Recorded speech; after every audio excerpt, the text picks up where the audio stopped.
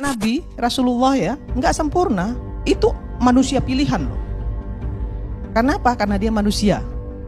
Karena ada seseorang yang punya modal sotok, sok tahu tapi otak kurang. Nabi Muhammad adalah pemimpin dalam pengertian dia mewariskan ajaran. Pemimpin itu mewariskan ajaran. Itu pentingnya kita bedain antara pemimpin, penguasa, dan petugas. Tugas partai. Kita tidak temukan manusia yang sempurna kecuali Nabi dan Rasul yang punya sifat ma'sum, dijaga oleh Allah Subhanahu wa Ta'ala. Siapa yang dari baligh sampai sekarang Jumatan yang tidak pernah salah pandangannya, tidak pernah keliru bicaranya, tidak pernah salah mendengarnya? Mustahil. Seustad-ustadnya, kiai sekiai-kiainya pasti pernah salah.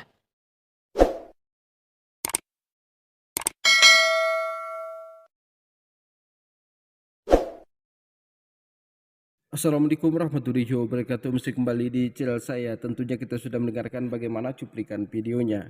Dimulai dari pembahasan tentang Mulyono. Bagi Bang Rocky Gerung, Mulyono atau Jokowi ini gagal menjadi presiden karena banyak meninggalkan hutang. Kemudian itu dibebankan kepada Pak Prabowo. Tapi Irma Cianiago ini tidak terima. Dia membandingkan antara Jokowi dengan Nabi Muhammad SAW.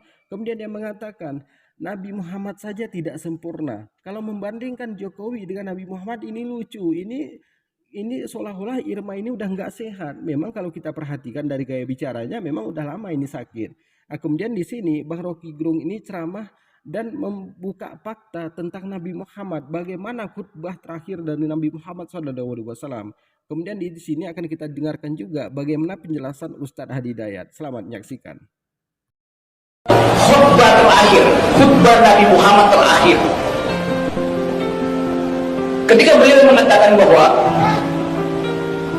orang Arab tidak lebih tinggi dari orang Yahudi, orang Yahudi tidak lebih tinggi dari orang Barat, kulit hitam tidak lebih buruk dari kulit putih, kulit putih tidak lebih indah dari kulit hitam. Hal yang itu diucapkan 1300 tahun yang lalu, yang baru dipahami oleh Perserikatan Bangsa-Bangsa dalam Perang Dunia Kedua. Islam mendahului kesetaraan manusia. Nabi Muhammad dalam perspektif itu bukan seorang rasis pasti. Orang Aceh tidak lebih tinggi dari orang Jawa, orang Jawa tidak boleh menganggap lebih tinggi dari orang Papua. Itu ajaran Islam. Itu kesetaraan manusia. Itu khutbah terakhir dari Nabi Muhammad.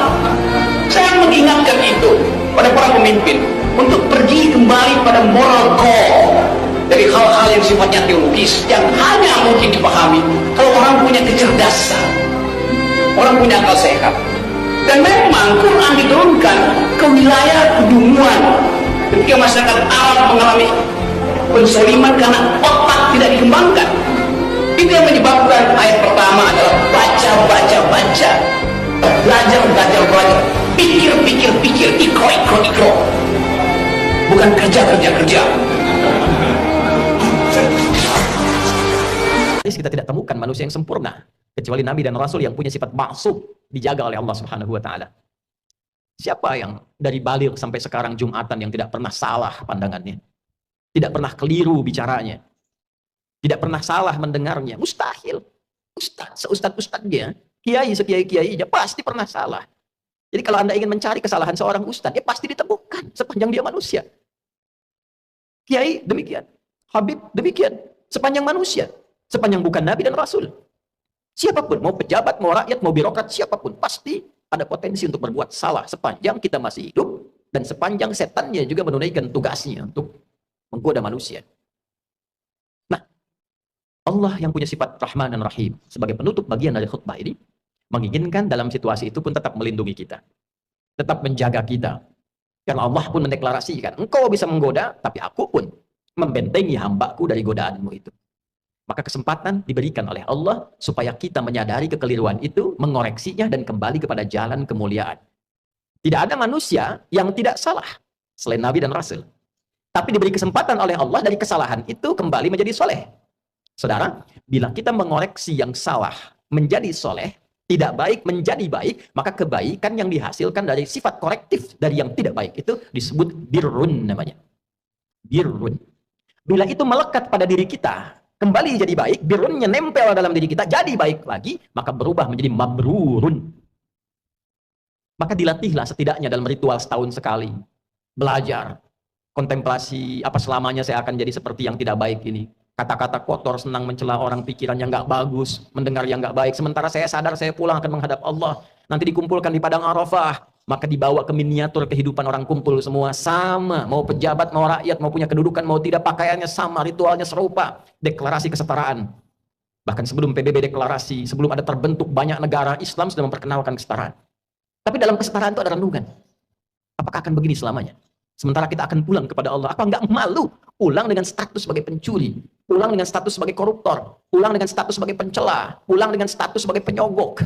Apa enggak malu diviralkan di alam akhirat nanti? Fulan koruptor, fulan penyogok, fulan pezina, fulan penipu. Datanya dibuka semua, nggak bisa bohong dia. Apa enggak malu? Maka direnungi itu di Arafah itu. Taubat dia, kenali dirinya. Tahu kemana ia berkehidupan, kemana ia berakhir, kemana ia pulang. Setelah itu dia bertekad, dia fikir dari Arafah pergi ke Musdalifah. Fa idza afadtum min Arafatin fadhkurullaha 'indal masy'aril haram. Dia bawa zikirnya, dia bertekad, dia akan lempari itu sifat-sifat buruknya. Yang ada dalam tubuhnya dulu, karena 3 yang mempengaruhi dia menjadi tidak baik. Dirinya yang tidak bisa mengontrol nafsunya, faktor lingkungan sekitar yang dekat, lalu yang ketiga lingkungan jauh. Terdekatnya disebut aqabah dalam diri. Lingkungan sekitaran disebut wusta, yang jauh disebut dengan ula. Maka yang pertama dia lakukan, lempari dulu sifat yang tak baik dalam dirinya. Maka catatan di Arafah, dia bawa ke Musdalifah, dia bawa 7 kerikil di situ, dia datang ke Jamarat, dia lempari. Bismillah, Allahu Akbar, lontar sifat kurang baiknya. Oh, ini diri saya yang tak bisa mengontrol nafsu, sering celah orang. Bismillah, Allahu Akbar, lontar, dia nangis karena yang dilontar sifat buruknya. Ritualnya demikian. 2 lontar, 3 lontar, sampai ujung kepala sampai kaki. Setelah dia melontar, dia menghadap ke arah kiblat, lalu dia berkomitmen, inni wajjahtu wajhiya lilladzi fatara as-samawati wal arda hanifan musliman wa ma ana minal musyrikin. Inna salati wa nusuki wa mahyaya wa mamati lillahi rabbil alamin la syarika lah. Wa bidzalika umirtu wa ana minal muslimin wa ana awwalul muslimin. Ya Allah, detik inilah aku pasrahkan diriku sepenuhnya kepada Engkau, penguasa semesta. Ada orang-orang berkata, Tuhan itu alam semesta, maka Allah lebih detil lewat Rasul yang disampaikan, akulah penguasa alam semesta itu. Ada sering orang berkata karena dia sulit menemukan Tuhan, dia katakan semesta begini, alam semesta memberikan hukum. Saudara, Allah langsung mengatakan, Alhamdulillahi Rabbil Alamin. Kalau engkau masih bingung, akulah Tuhan yang merawat dan mencipta semesta itu. Maka Nabi mengajarkan, aku pasrahkan ya Allah diriku kepada engkau, penguasa semesta. Bila pun selama ini aku sholat, aku beribadah, aku hidup ya Allah. Dan kalaupun aku wafat sampai detik ini, aku menyadari aku banyak salah. Maka aku bertobat dan berjanji tidak akan menyimpang lagi. Kalau engkau beri aku kesempatan hidup setelah ini, aku berjanji akan menjadi muslim yang lebih baik lagi mulai detik ini. Jadi kita sudah mendengarkan bagaimana penjelasan dari Bang Rocky Gerung sama Ustadz Adi Hidayat. Jadi kepada teman-teman di sini, kalau Irma Ciananggu ini membandingkan antara Jokowi dengan Nabi Muhammad SAW, ini namanya Irma ini udah nggak sehat. Saya bilang Irma ini sakit. Jokowi itu siapa? Yang menjadi presiden dia berhasil, tapi dalam jabatan, bukan dalam tugas kepresidenannya. Dia tidak berhasil membangun rakyat ini untuk lebih maju, tapi dia berhasil membangun rakyat ini untuk lebih menderita. Jadi kalau membandingkan antara Jokowi dengan Nabi Muhammad, saya sama sekali di sini saya tidak terima. Jadi jangan membandingkan orang yang terkorup di dunia ini dengan orang yang paling bersih di atas muka bumi ini. Nabi Muhammad itu orang yang paling bersih, orang yang paling suci. Itu Rasul terakhir diutus ke bumi ini. Kemudian membandingkan dengan orang terkorup di dunia ini lucu si Irma ini. Jadi kalau kita perhatikan ternak dari Mulyono ini kan selalu mencaci maki di sini. Dia tidak mampu berdebat, kemudian dia mencaci maki. Jadi kalau orang itu memang lebih besar pasak daripada tiangnya, seperti ini jadinya. Jadi di sini aja Bang Rocky Gerung aja non Muslim, dia tahu tentang kepemerintahan Nabi Muhammad, dia tahu tentang khutbah terakhir dari Nabi Muhammad, bagaimana perjalanan pemerintahan Nabi Muhammad. Jadi kepada teman-teman di sini, terima kasih sudah menonton. Jangan lupa tekan tombol subscribe-nya, bunyikan tanda loncengnya, dan silahkan dibagikan videonya. Assalamualaikum warahmatullahi wabarakatuh.